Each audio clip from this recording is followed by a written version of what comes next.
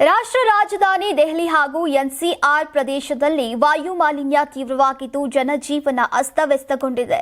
ದಟ್ಟ ಮಂಜಿನಿಂದಾಗಿ 228 ವಿಮಾನಗಳು ರದ್ದಾಗಿದ್ದು 300ಕ್ಕೂ ಹೆಚ್ಚು ವಿಮಾನಗಳ ಹಾರಾಟ ವಿಳಂಬವಾಗಿದೆ. ದೆಹಲಿಯ ಜಹಂಗೀರ್ಪುರಿ, ರೋಹಿಣಿ ಹಾಗೂ ವಾಜಿರ್ಪುರ್ ಸೇರಿದಂತೆ ಹಲವು ಪ್ರದೇಶಗಳಲ್ಲಿ ವಾಯು ಗುಣಮಟ್ಟ ಸೂಚ್ಯಂಕ ಈಗ 500 ಅಂಕಗಳ ಗಡಿ ದಾಟಿದೆ. ಮಕ್ಕಳು ಹಾಗೂ ಹಿರಿಯ ನಾಗರಿಕರಲ್ಲಿ ಉಸಿರಾಟ ಸಮಸ್ಯೆಗಳು ಹೆಚ್ಚಿದ್ದು ಮಾಸ್ಕ್ ಧರಿಸುವಂತೆ ಸಲಹೆಯನ್ನ ನೀಡಲಾಗಿದೆ. ದೆಹಲಿ ವಿಮಾನ ನಿಲ್ದಾಣದಲ್ಲಿ ದಟ್ಟ ಮಂಜಿನಿಂದಾಗಿ 5 ವಿಮಾನಗಳ ಮಾರ್ಗ ಬದಲಿಸಲಾಗಿದ್ದು ಪ್ರಯಾಣಿಕರ ಸಹಾಯಕ್ಕಾಗಿ ಎಲ್ಲಾ ಟರ್ಮಿನಲ್ಗಳಲ್ಲಿ ಹೆಚ್ಚುವರಿ ಸಿಬ್ಬಂದಿಯನ್ನ ನಿಯೋಜಿಸಲಾಗಿದೆ ಅಂತ ಡಿಐಎಎಲ್ ತಿಳಿಸಿದೆ.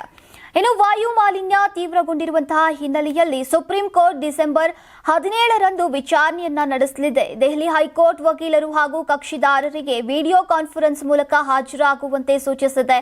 ಇನ್ನೊಂದೆಡೆ ಬೆಂಗಳೂರಿನ ಕೆಂಪೇಗೌಡ ಅಂತಾರಾಷ್ಟ್ರೀಯ ವಿಮಾನ ನಿಲ್ದಾಣ ಸುತ್ತಮುತ್ತ ದಟ್ಟ ಮಂಜಿನಿಂದಾಗಿ 48 ವಿಮಾನಗಳ ಆಗಮನ ವಿಳಂಬವಾಗಿದೆ. ನೀವು ಸಣ್ಣ ಆಗ್ಬೇಕಲ್ವಾ? ಅದು ಒಂದು ಉತ್ತಮ ಆಹಾರದಿಂದ ಸಣ್ಣ ಆಗ್ಬೇಕಲ್ವಾ? ಪ್ರತಿದಿನ ನಮ್ಮ ಜೀನಿ ಸ್ಲಿಮ್ ನ ಯೂಸ್ ಮಾಡಿ ಯಾವುದೇ ಸೈಡ್ ಎಫೆಕ್ಟ್ ಇಲ್ದಂಗೆ ನೀವು ಸಣ್ಣ ಆಗ್ತೀರಾ. ಯಾರಾಗ್ತಾರೆ ಎಂಎಲ್ಎ ಅಭ್ಯರ್ಥಿ 2028? ಶೀಘ್ರದಲ್ಲೇ ಪ್ರತಿದಿನ ಒಂದೊಂದು ಕ್ಷೇತ್ರದ ಟಿಕೆಟ್ ಆಕಾಂಕ್ಷಿಗಳ ಸಂಪೂರ್ಣ ಮಾಹಿತಿ ಪೊಲಿಟಿಕಲ್ ಜರ್ನಲಿಸ್ಟ್ ಕೆಎಂ ಶಿವಕುಮಾರ್ ಅವರಿಂದ. ಕರ್ನಾಟಕದ ನಂಬರ್ 1 ಡಿಜಿಟಲ್ ಮೀಡಿಯಾ ನಿಮ್ಮ ನೆಚ್ಚಿನ ಕರ್ನಾಟಕ ಟಿವಿಯಲ್ಲಿ ಮಾತ್ರ.